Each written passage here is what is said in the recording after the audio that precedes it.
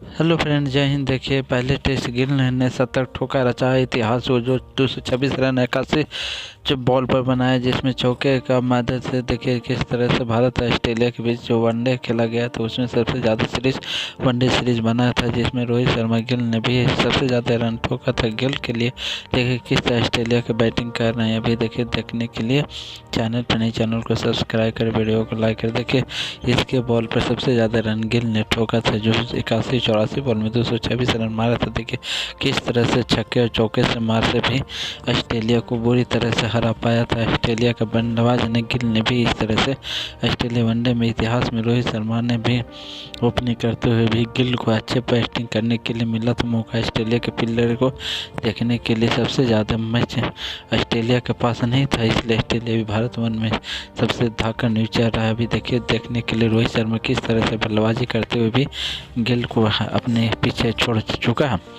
महेंद्र सिंह धोनी को भी अपने बैटिंग करते हुए अपने नए प्लेयर ने अभी सबसे ज़्यादा देखिए किस ऑस्ट्रेलिया के बॉलिंग ने भी अभी हाल ही में सबसे ज़्यादा रन मारने के लिए सख्त हो गए हैं। दो भारत का ऐसा प्लेयर जो दो गो अभी चल रहे हैं सबसे ज़्यादा ट्रेंडिंग में। देखिए किस तरह से ट्रेंडिंग में प्लेयर चल रहा है। जय हिंद, जय भारत। देखिए, चैनल पर नहीं, चैनल को सब्सक्राइब करें, वीडियो को लाइक करें। जय हिंद।